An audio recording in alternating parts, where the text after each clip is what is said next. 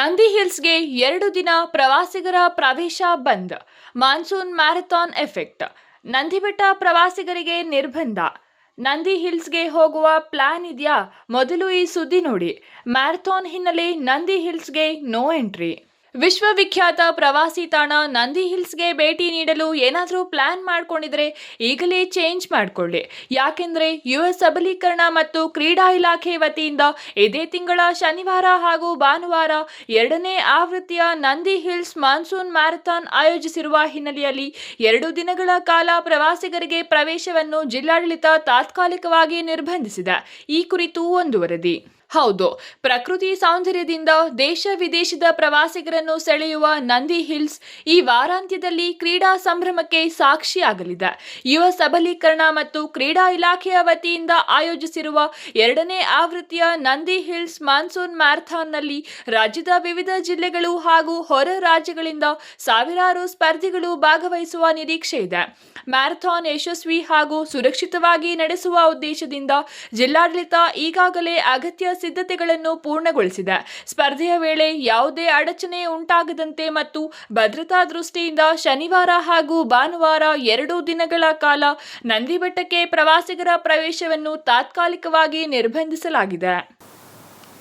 ಸರ್ಕಾರದ ಯುವಜನ ಸೇವೆ ಮತ್ತು ಕ್ರೀಡಾ ಇಲಾಖೆ, ಜಿಲ್ಲಾಡಳಿತ ಚಿಕ್ಕಬಳ್ಳಾಪುರ, ಜಿಲ್ಲಾಡಳಿತ ಬೆಂಗಳೂರು ಗ್ರಾಮಾಂತರ ಹಾಗೂ ಇನ್ನಿತರೆ ಸಂಘ ಸಂಸ್ಥೆಗಳ ವತಿಯಿಂದ 2ನೇ ಆವೃತ್ತಿಯ ನಂದಿ ಹಿಲ್ಸ್ ಮಾನ್ಸೂನ್ ಮ್ಯಾರಥಾನ್ 2ನೇ ಆವೃತ್ತಿ ಇದೇ ಶನಿವಾರ ಮತ್ತು ಭಾನುವಾರ, ವಿಶೇಷವಾಗಿ ಭಾನುವಾರ ನಡೀತಾ ಇದೆ.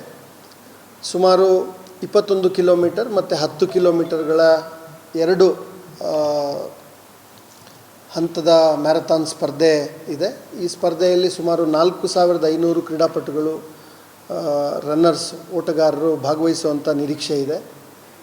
ನಮ್ಮ ಕಾರಹಳ್ಳಿ ಕ್ರಾಸ್ನಿಂದ ಪ್ರಾರಂಭ ಆಗಿ ನಂದಿ ಹಿಲ್ನ ಮೇಲ್ಭಾಗಕ್ಕೆ ಹೋಗಿ ಮೇಲೆ ಬೆಟ್ಟದ ಮೇಲೆ ಒಂದು ಸರ್ಕಲ್ ಮಾಡಿ ಮತ್ತೆ ಕೆಳಗಡೆ ಬರುವಂಥದ್ದು 21 ಕಿಲೋಮೀಟರ್. 10 ಕಿಲೋಮೀಟರ್ನ ವ್ಯಾಪ್ತಿ ಮಧ್ಯದಲ್ಲೇ ಹಿಂತಿರುಗಿ ಬರುವಂಥ ಒಂದು ವ್ಯವಸ್ಥೆ ಆಗಿದೆ. ಇದಕ್ಕೆ ಈಗಾಗಲೇ ಪೊಲೀಸ್ ಇಲಾಖೆ, ಜಿಲ್ಲಾಡಳಿತ, ಯುವಜನ ಸೇವೆ ಮತ್ತು ಕ್ರೀಡಾ ಇಲಾಖೆ, ನಮ್ಮ ಪ್ರವಾಸೋದ್ಯಮ ಇಲಾಖೆ, ಈಗ ಎಲ್ಲ 10 ಹಲವು ಇಲಾಖೆಗಳು ಸಹಕಾರವನ್ನು ಮಾಡಿಕೊಂಡು ಇದೊಂದು ಯಶಸ್ವಿಯಾಗಿ ಒಂದು ನಂದಿ ಹಿಲ್ಸ್ ಮಾನ್ಸೂನ್ ಮ್ಯಾರಥಾನ್ ಆಗಬೇಕು ಅನ್ನೋ ರೀತಿಯಲ್ಲಿ ಎಲ್ಲ ಸಿದ್ಧತೆಗಳನ್ನು ಮಾಡ್ಕೊಂಡಿದ್ದೀವಿ.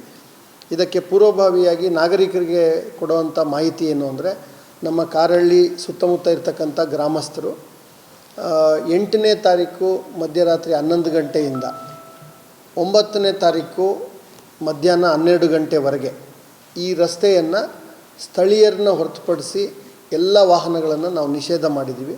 ಇದು ರಾಜ್ಯ ಮಟ್ಟದ ಒಂದು ಮ್ಯಾರಥಾನ್ ಓಟದ ಸ್ಪರ್ಧೆ ಇರೋದರಿಂದ ಭಾಳಷ್ಟು ವಿದ್ಯಾರ್ಥಿಗಳು, ಎಲ್ಲ ವಯೋಮಾನದವರು ಕೂಡ ಇದರಲ್ಲಿ ಭಾಗವಹಿಸ್ತಾ ಇರೋದರಿಂದ ಸುರಕ್ಷತೆಯ ಹಿತದೃಷ್ಟಿಯಿಂದ ಮತ್ತು ಇಡೀ ದೇಶದಲ್ಲೇ ವಿಶೇಷವಾದ ಹಿಲ್ ಮ್ಯಾರಥಾನ್ ಇದಾಗಿರೋದ್ರಿಂದ ಇಲಾಖೆ ಭಾಳ ಆಸ್ಥೆ ವಹಿಸಿ ಈ ಒಂದು ಸ್ಪರ್ಧೆಯನ್ನು ಆಯೋಜಿಸಿರೋದ್ರಿಂದ ಅದಕ್ಕೆ ಪೂರಕವಾಗಿ ನಿರ್ಬಂಧಕಾಜ್ಞೆಯನ್ನು ಹೊರಡಿಸಿದ್ದೇವೆ.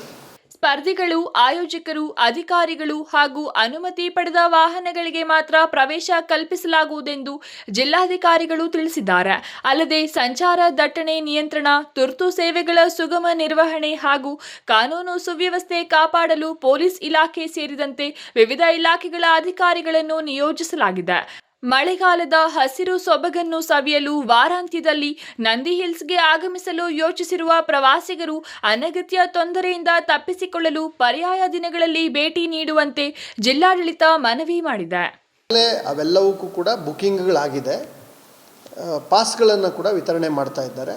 ಮತ್ತು ಸ್ಥಳೀಯ ವ್ಯಾಪಾರಸ್ಥರಿಗೆ, ಸ್ಥಳೀಯ ಹೋಟೆಲ್ಗಳಿಗೆ ಈಗಾಗಲೇ ಎಲ್ಲ ಕ್ರೀಡಾಪಟುಗಳೇ ಬುಕ್ ಮಾಡ್ಕೊಂಡಿರೋವಂಥದ್ದು. ಹಾಗಾಗಿ ಅವರೆಲ್ಲರೂ ಪಾಸ್ನ ಹೊಂದಿ ಬರೋವಂಥ ವ್ಯವಸ್ಥೆ, ಅದಕ್ಕೆ ಅನುವು ಮಾಡಿಕೊಡೋದಕ್ಕೆಲ್ಲ ಪಾಸ್ಗಳನ್ನು ವಿತರಣೆ ಮಾಡಿದ್ವಿ.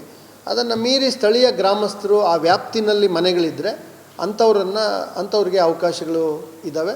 ನಾನು ನಮ್ಮ ನಂದಿ ಹಿಲ್ ಭಾಗದಿಂದ ಕಾರಹಳ್ಳಿಗೆ ಹೋಗೋವಂಥವ್ರು ಸ್ವಲ್ಪ ಈ ದಾರಿಯನ್ನು ಅವಾಯ್ಡ್ ಮಾಡಿ ಹೈವೇನಲ್ಲಿ ಹೋಗ್ಬೋದು, ಅಥವಾ ನಂದಿ ಹಿಲ್ನ ಹಿಂಭಾಗದಲ್ಲಿರ್ತಕ್ಕಂಥ ರಸ್ತೆ ಏನಿದೆ ಆ ರಸ್ತೆಯನ್ನು ಬಳಸಿ ಹೆಗ್ಡಳ್ಳಿಗೆ ಹೋಗುವಂಥ ದಾರಿ ಏನಿದೆ ಆ ದಾರಿಯನ್ನು ಬಳಸ್ಬೋದು.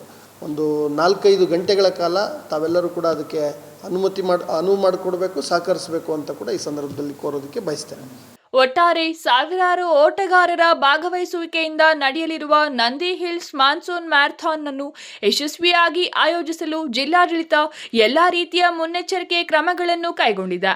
ಈ ಹಿನ್ನೆಲೆಯಲ್ಲಿ 2 ದಿನಗಳ ಕಾಲ ಜಾರಿಯಲ್ಲಿರುವ ಪ್ರವಾಸಿಗರ ಪ್ರವೇಶ ನಿರ್ಬಂಧಕ್ಕೆ ಸಾರ್ವಜನಿಕರು ಸಹಕರಿಸುವಂತೆ ಅಧಿಕಾರಿಗಳು ಮನವಿ ಮಾಡಿದ್ದಾರೆ.